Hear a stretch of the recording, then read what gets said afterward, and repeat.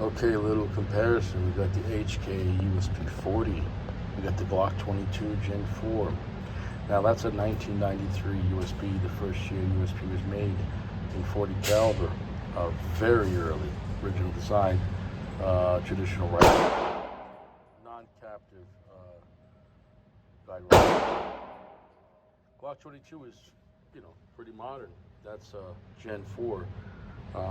Made over 20 years later, so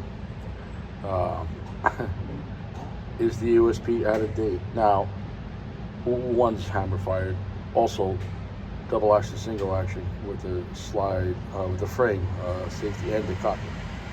For the Glock, the system is as simple as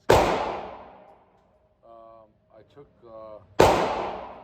2 warm shots with each in each caliber. Just to see where they point, and they're both printing very similar. We got 180, 165. It seems like the 180 pushes a little more, but the 165 pushes a little less, but a little more snappy. And what I mean by snappy, it's not a lot of recoil. It's nothing. Go shoot 44 Magnum, and that's, for me, it's not a lot. But anyways. Let's get to it. Yeah, we'll see what the rest of the night holds. Wait, it'll be busy. Or it gets busier, we are. I like this range, don't get me wrong, in the summer it gets hot. Oh, yeah.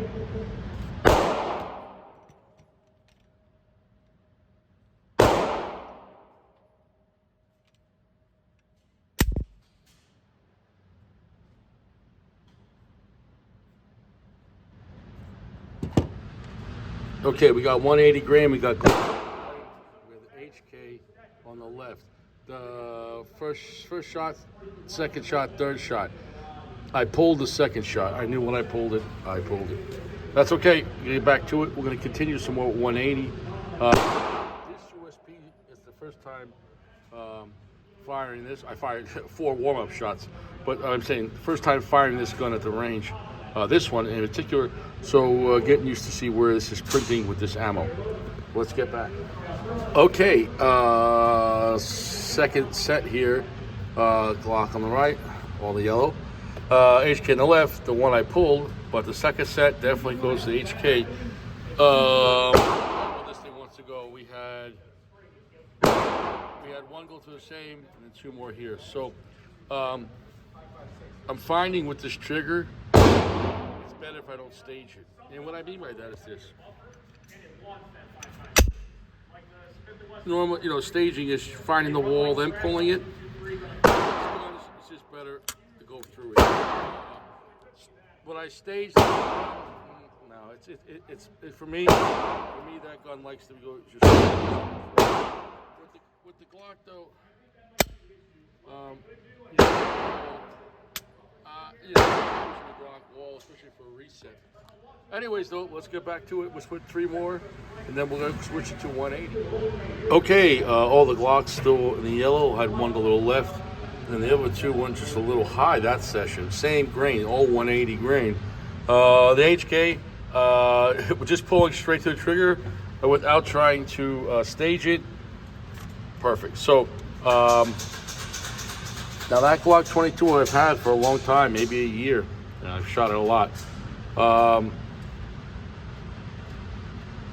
Let's just do one more thing. All right. So we're pretty consistent with this, that both the Glocks totally acceptable. It's a fine grouping with the, with the 180 grain. Clearly the HK is superior in accuracy, and clearly because I literally just got this like 2 days ago. What the fuck? Am I getting poisoned here? Excuse me. Richie Olsen dies here. Somebody sprayed like Raid in Richie's face. There's CS guest in here. Anyways, yeah, the HK is a more accurate firearm. Let's go to 165 grain and see if it changes. And like I said, that pistol I have 0 experience on. That one, I've had it before by trading them back to the shop. But I mean, I just got this gun. And so just seeing where it wants to print. And Okay. First set. Now, remember, I'm keeping blue on Glock. HK. So HK there was the winner in the first session. It was just upside down. Here we have the HK 165. Very acceptable.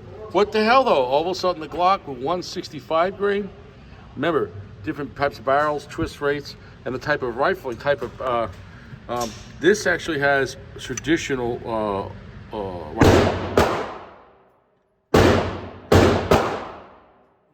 Later on, HK went to, I think, hexagonal or polygonal. One company does one company does the other, but similar concepts. But the early USPs had traditional rifling, and I'll show that later. So once faster velocity, 155, and the shorter bullet, faster velocity, and the Glock system had much tighter groupings. But let's see if he can reciprocate. No diddy. There's no doubt about it. The Glock definitely likes that 165. The barrel, I believe the Glock is polygonal, and the HK is hexagonal, or it's the other way around. What I'm saying is both newer and Glocks. Except when you get the Gen 5, and it gets into something else. Anyways, though, 165 grain and 165 grain in the HK versus Glock in the Gen 4, which would be similar to Gen 3 and Gen 2 barrels. Gen 5, though, they have that marksman barrel. That's different. Versus the traditional rifling of the HK. Now, if you have an HK, though, with polygonal or hexagonal, it's one or the other. Same concept. You might have different results. So the shorter, faster bullets like the Glock better in that more modern type of barrel, and then the longer, heavier bullet in the traditional rifling. Maybe that makes sense. Let's try it again. That's why it's important to test ammunition. It's important to test ammunition on different guns, and important to test different grain ammunition on different guns. Both these are Winchester. Herter's is Winchester, made for Cabela's. Both full metal jackets, brass case, high quality ammunition here.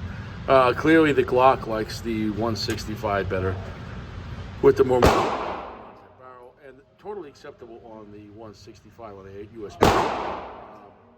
But clearly the Glock had a tighter grouping. Just the opposite, where the HK had a tighter grouping with the 180 longer, heavier bullets, and the Glock did it. So both are acceptable no matter what. Just understand, and maybe if you have a traditional USP, maybe that 180 is different.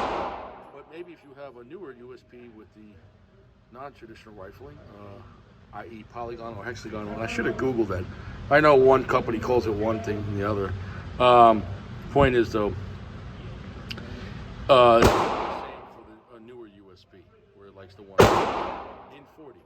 Okay. I'll do one more.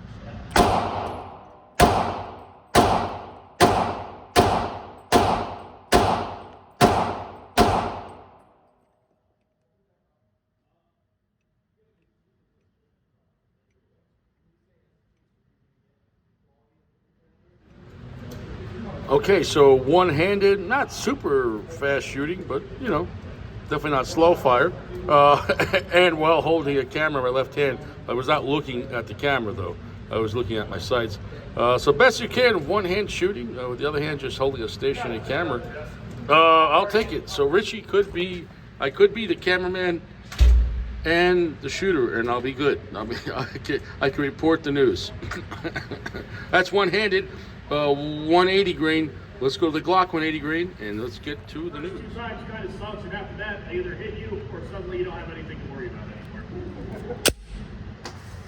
You're not wrong.